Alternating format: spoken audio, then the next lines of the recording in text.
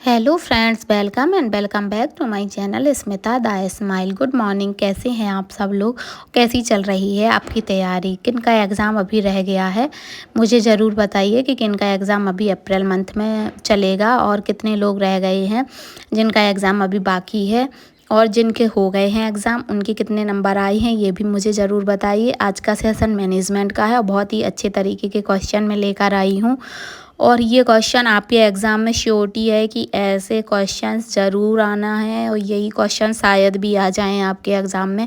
तो ये क्वेश्चन बिल्कुल मत मिस करिए, सेशन को बिल्कुल भी मिस मत करिए, ना ही इसको देखना मिस करिए, और आप इसको बहुत ही अच्छे तरीके से लगाइए और बताइए कि क्या आपके एग्ज़ाम में ये क्वेश्चन आए हैं। जिनके हो भी गया है एग्ज़ाम वो भी देखकर बताएं कि क्या उनके एग्ज़ाम में ऐसे क्वेश्चन आए थे या नहीं, और कितने नंबर ये ज़रूर आए हैं ये ज़रूर बताइए। और देखिए, चलिए सेशन को आगे बढ़ाते हैं। आज के सेशन में बहुत ही बढ़िया क्वेश्चंस लेकर आई हूँ, और आज के सेशन में सारे क्वेश्चन कॉन्सेप्चुअल हैं, फैक्चुअल क्वेश्चन नहीं है। लगभग कॉन्सेप्चुअल क्वेश्चंस ही है, जो कि एक language based understanding based question है, और एग्ज़ाम में ये आपको बहुत ही मदद करेंगे। आपके लिए एक रामबाण जैसे तरीका होगा ये एग्ज़ाम के लिए।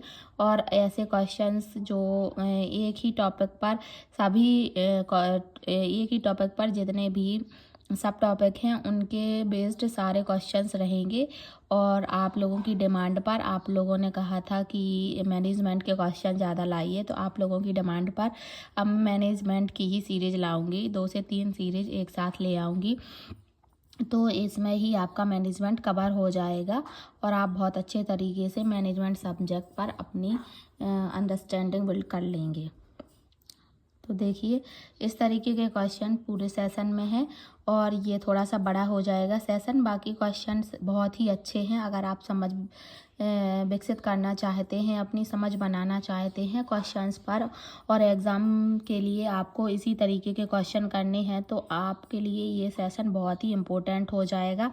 सारे क्वेश्चंस उसी पर आधारित हैं, और आपने जैसे कि जो फैक्चुअल है क्वेश्चन है वो तो कर ही लिए होंगे, और उसी पर कैसे कॉन्सेप्ट यानी अंडरस्टैंडिंग बेस्ड क्वेश्चन आएंगे वो लेकर आई हूँ। तो चलिए सेशन को स्टार्ट करते हैं। और आज के सेशन में सिर्फ मैनेजमेंट के क्वेश्चन ही हैं, जो कि आप लोगों की डिमांड पर ही लेकर आई हूँ। और ये क्वेश्चन ऐसे हैं जो आपको समझ बहुत ही अच्छी इनमें विकसित हो जाएगी। आप फाइनल एग्ज़ाम में इसको बहुत ही अच्छे तरीके से अगर समझ लेंगे तो कोई प्रॉब्लम नहीं जाने वाली। तो चलिए स्टार्ट करते हैं आज का सेशन कुछ नए क्वेश्चंस के साथ। बने रहिए मेरे चैनल स्मिता द स्माइल पर, और मैं आपकी स्मिता आपके लिए आपके डिमांड पर आधारित क्वेश्चन का सेशन लेकर आई हूँ। चलिए, फर्स्ट क्वेश्चन है, एक प्रबंधक अपनी टीम को आगामी परियोजना की समय सीमा के बारे में सूचित करना चाहता है।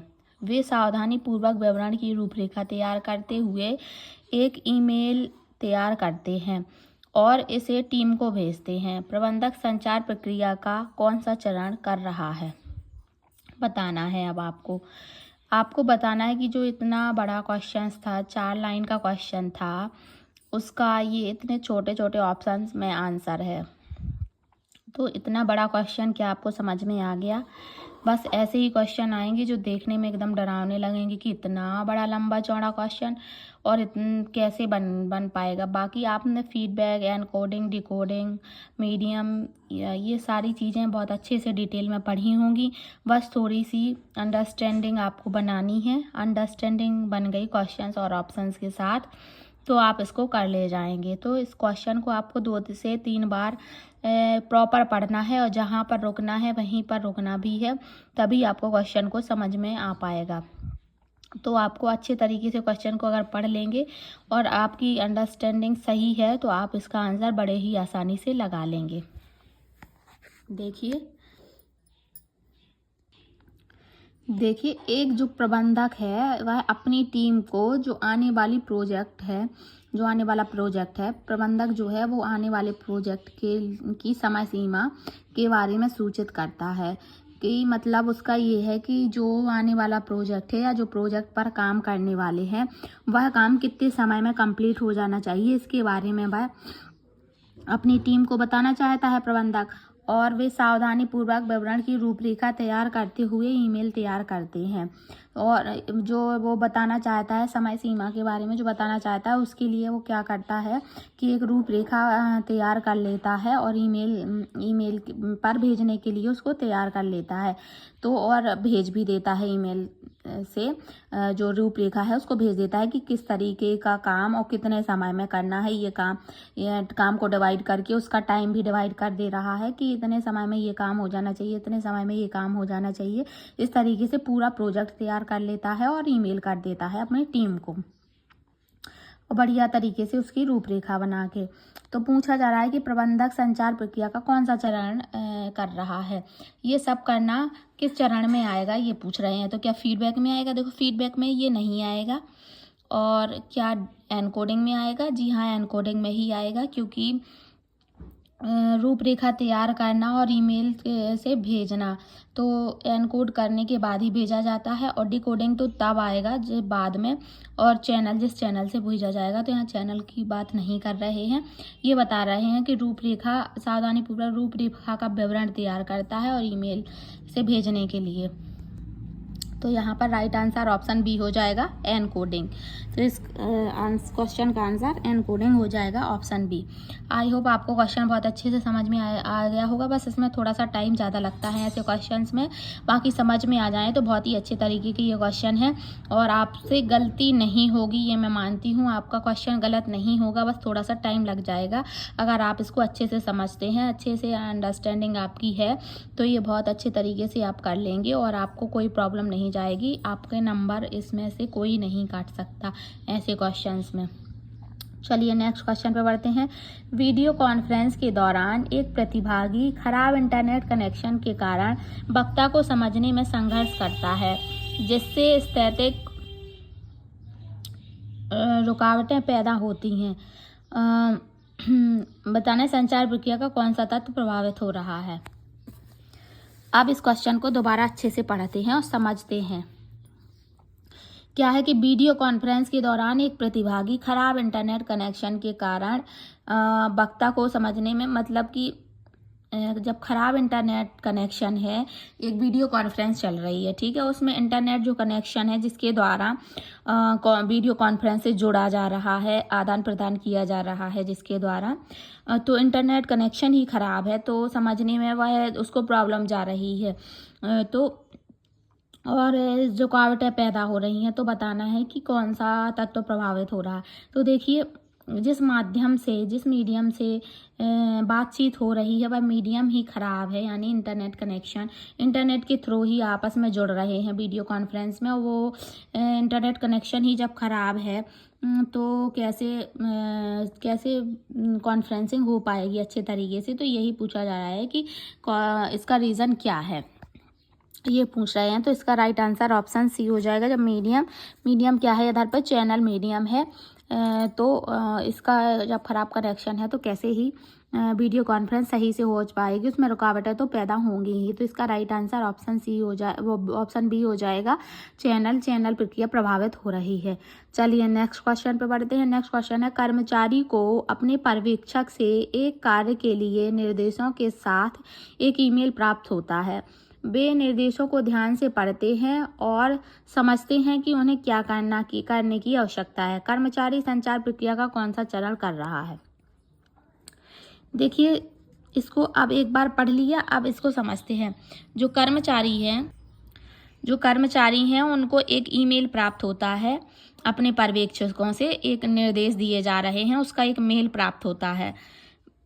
कर्मचारी उस निर्देश को ध्यान से पढ़ते हैं और समझते हैं कि उन्हें क्या करने की आवश्यकता है, यानी निर्देश को उसने पढ़ा। यानी देखिए, इसमें क्या हो गया कि पर्यवेक्षक द्वारा पहले तो किसी निर्देश या आदेश का, जो भी आदेश उसने देना है, उसको बनाया गया, ठीक है, तो वो हो जाएगा एनकोडिंग। अब भेज दिया गया तो ईमेल से तो प्राप्त हो गया, तो ईमेल हो गया मीडियम, ठीक है। अब निर्देश को प्राप्त करने के बाद कर्मचारी उसको पढ़ते हैं और समझते हैं कि उन्हें क्या करने की आवश्यकता है।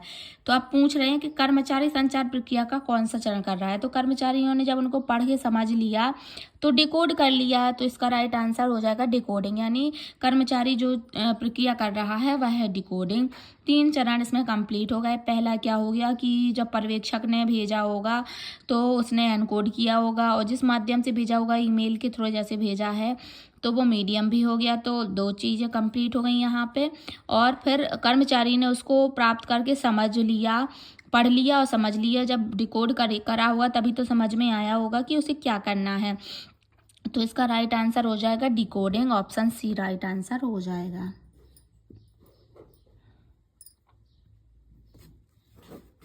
तो जो ऑप्शन सी है वो राइट आंसर हो जाएगा कि कर्मचारी ना डिकोडिंग प्रक्रिया को का चरण कर रहा है।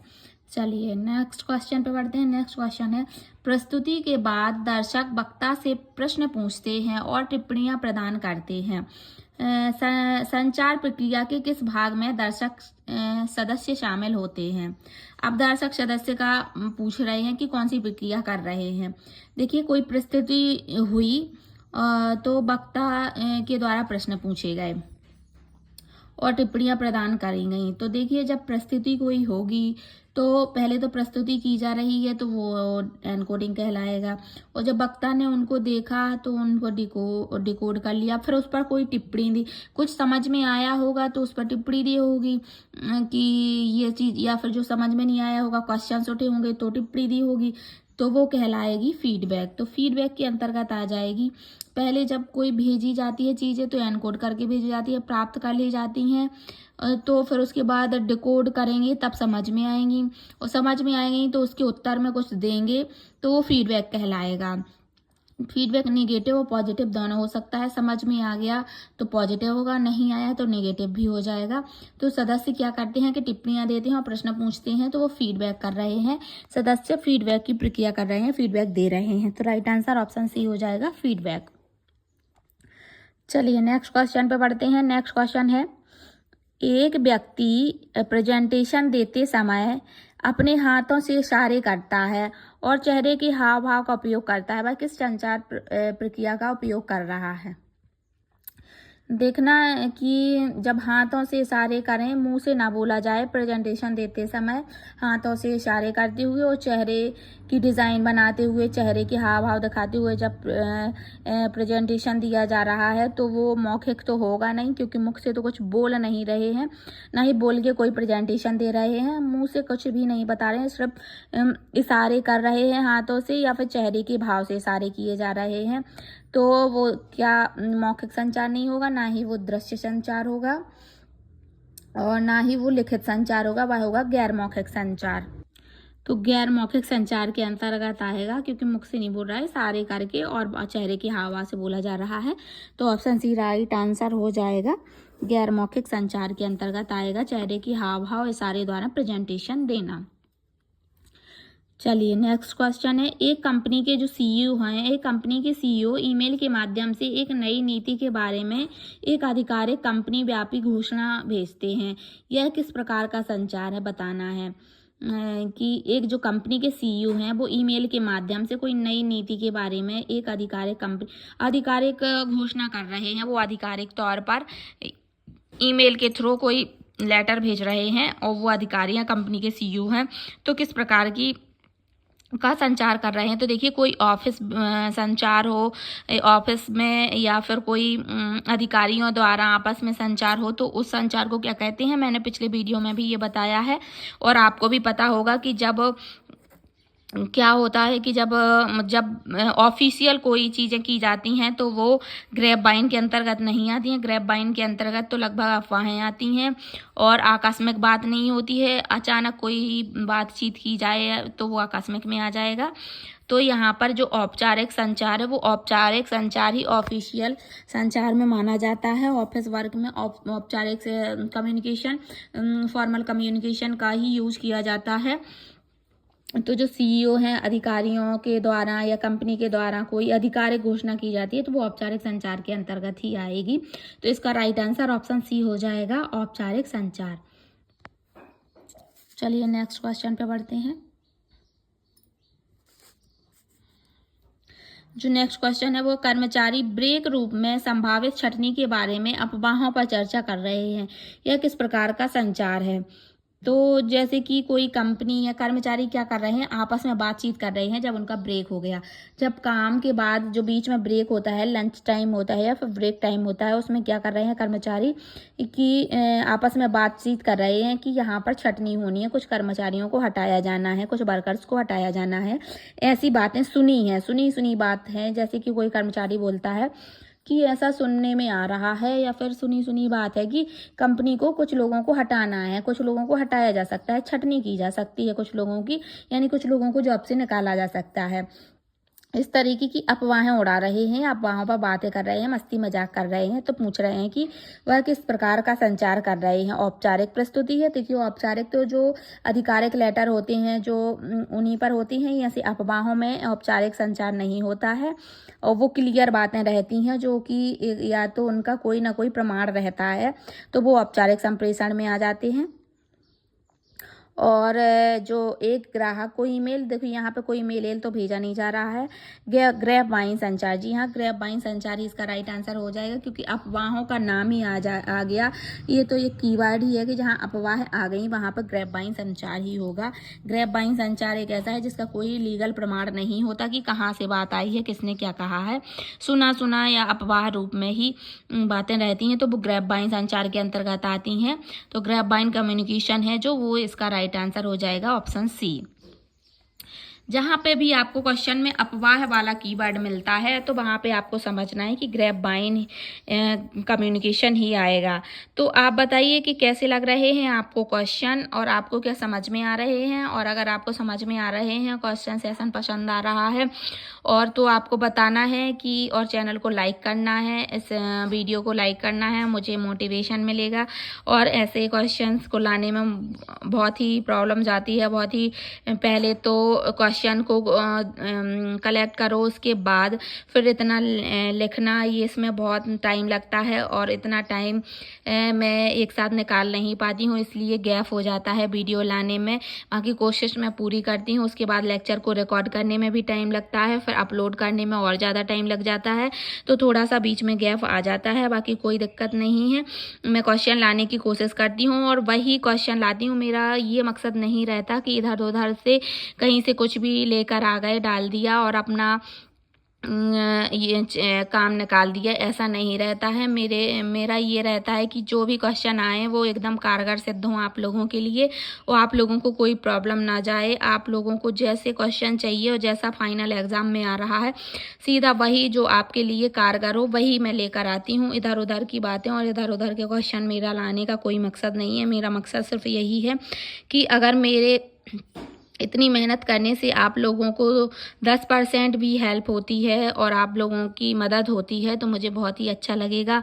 इतने सारे लोगों में से कोई एक का भी सिलेक्शन अगर मेरे इन मेहनत की वजह से हो जाता है तो मुझे बहुत ही खुशी होगी और मेरा इतनी मेहनत सफल हो जाएगी जितनी भी मैंने करी है। सिर्फ मेरा यही रहता है कि जितना भी आपको ज़रूरी है, जो आपके लिए काम का है, वही मैं लेकर आऊँ और वही मैं करूँ। तो इसलिए मैं ऐसे क्वेश्चन लेकर आती हूँ जो आपको बहुत ही मदद करेंगे। तो चलिए और आगे बढ़ते हैं और कुछ और क्वेश्चंस को करते हैं। आज जिनने बोला था कि मेरे लिए मैनेजमेंट का बहुत ज़्यादा क्वेश्चन लेकर आना, मैं उन्हीं के लिए ये सेशन लेकर आई हूँ और मैं उनका नाम भी बताती हूँ आपको कि किन्होंने ये बोला था मेरे से कि मैनेजमेंट के क्वेश्चन ज़्यादा से ज़्यादा लेकर आइए। तो मैं उन्हीं के लिए मैनेजमेंट के क्वेश्चन लेकर आई हूँ।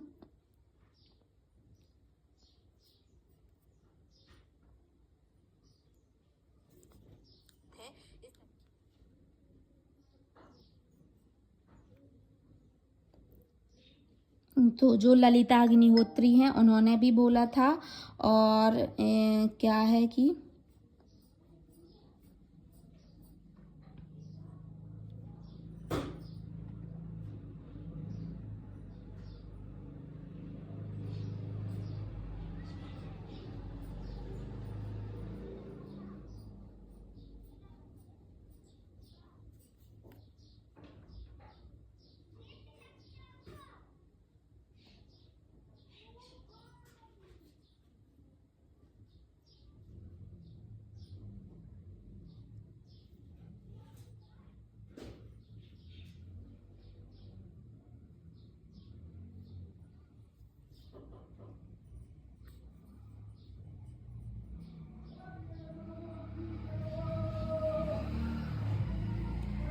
ललिता अग्निहोत्री हैं, उन्होंने बोला था, और जो एक्सपर्ट जी करके एक जन हैं, उन्होंने बोला था मैनेजमेंट के लिए, तो मैं उनके लिए ये सेशन लेकर आई हूँ। ललिता जी, मैं आपके लिए भी आंगनवाड़ी कार्यक्रम वाला सेशन ज़रूर लाऊंगी, और आज ही लगभग आपका सेशन आ जाएगा, तो आपको भी आपकी डिमांड पर क्वेश्चन प्राप्त हो जाएंगे, और एक ही वीडियो में आपके लिए सारे क्वेश्चंस लेकर आऊँगी, तो आपके को भी कोई प्रॉब्लम नहीं जाएगी। जिन जिन भी टॉपिक पर आपको प्रॉब्लम जा रही है, तो आपके लिए भी सेशन लेकर आऊँगी। आप लोगों की अगर हेल्प हो जाएगी उससे, तो मुझे बहुत ही खुशी होगी, और अगर आप लोगों को अच्छा लगेगा तो आप लाइक ज़रूर करना और अपने फ्रेंड के साथ शेयर ज़रूर करना। चलिए सेशन को आगे बढ़ाते हैं। चलिए नेक्स्ट क्वेश्चन पे बढ़ते हैं। नेक्स्ट क्वेश्चन है, एक परिवार परियोजना प्रबंधक परियोजना की प्रगति और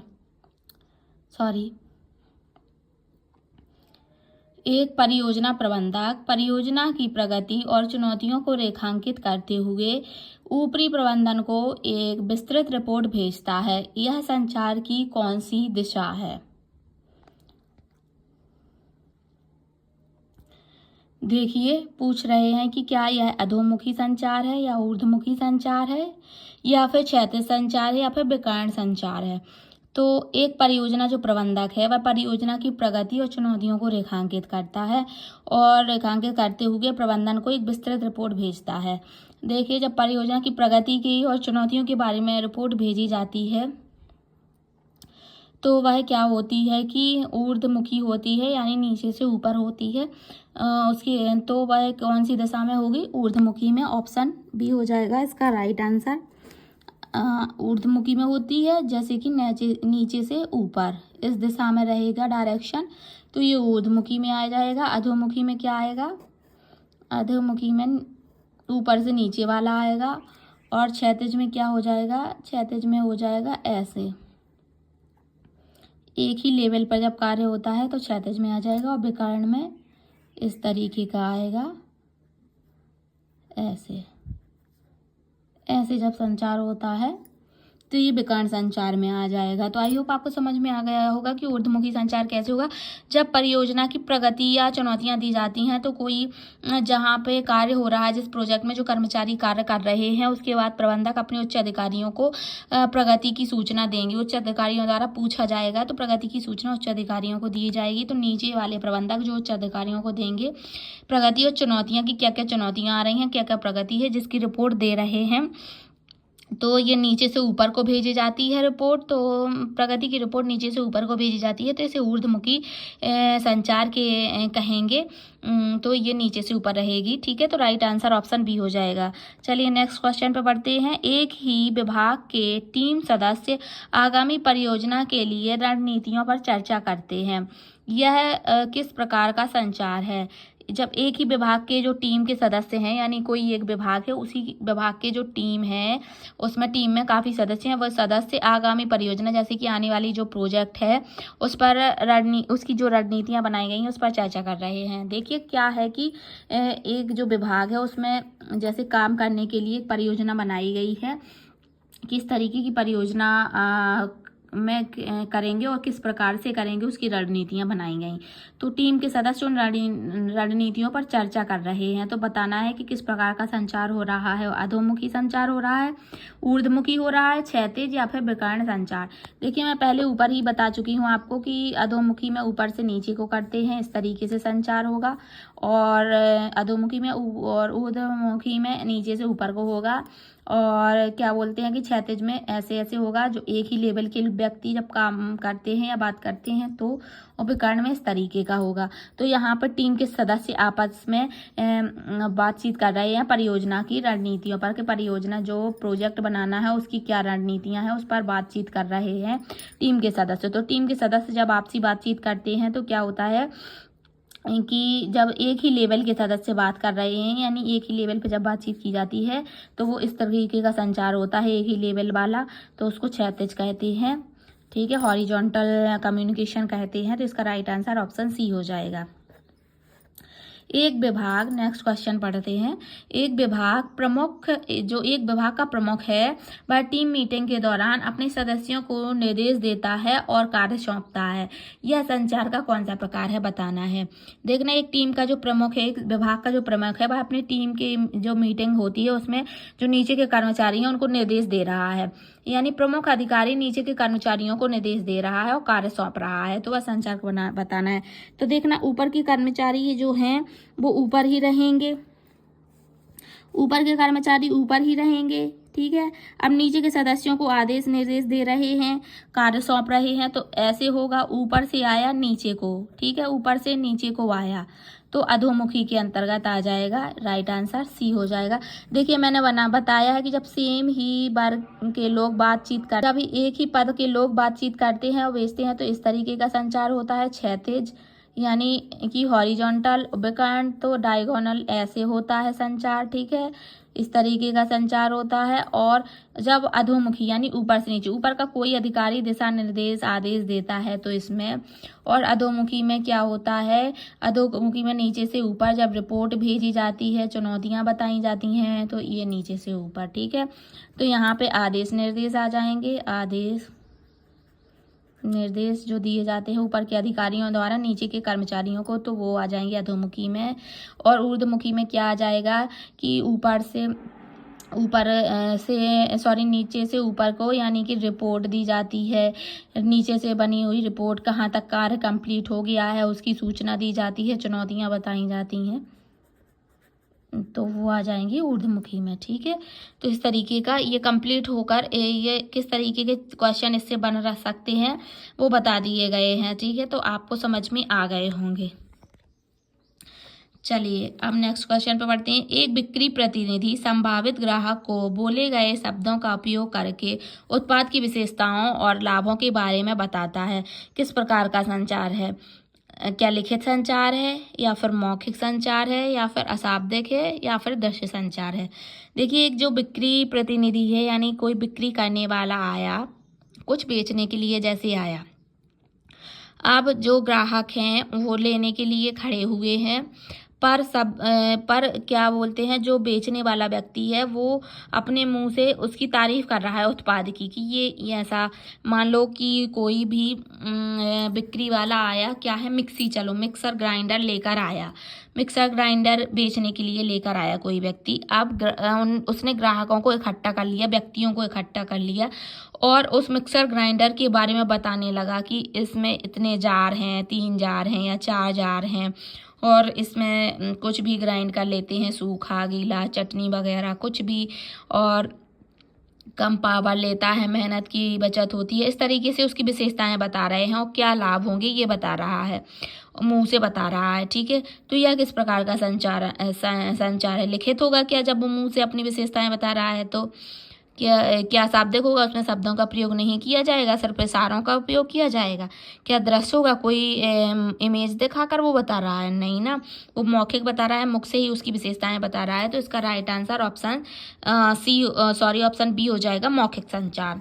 तो ये राइट आंसर ऑप्शन बी में आएगा, मौखिक संचार में, ठीक है। तो इसका आंसर बी हो जाएगा। नेक्स्ट क्वेश्चन है, भारत में पंचवर्षीय योजनाओं को मंजूरी देने के लिए अधिकृत सर्वोच्च निर्णय लेने वाली संस्था कौन सी है? जो पंचवर्षीय योजनाएं भारत में चल रही हैं उनको मंजूरी देने के लिए, पंचवर्षीय योजनाओं को चलाने के लिए जो मंजूरी दी गई है वो कौन सी संस्था है, कौन सी सर्वोच्च संस्था है जिसके द्वारा पंचायतों को चलाने की मंजूरी दी गई थी? क्या संसद है, राष्ट्रीय विकास परिषद है, भारत के राष्ट्रपति हैं, या फिर योजना आयोग है? तो बताना है कि पंचवर्षीय योजनाओं को चलाने के लिए जो निर्णय लिया गया था उसको मंजूरी कौन सी सर्वोच्च संस्था ने दी थी, और यह मंजूरी देने वाली सर्वोच्च संस्था कौन सी है? तो इसका राइट आंसर ऑप्शन बी हो जाएगा, राष्ट्रीय विकास परिषद। राइट आंसर ऑप्शन बी है, राष्ट्रीय विकास परिषद।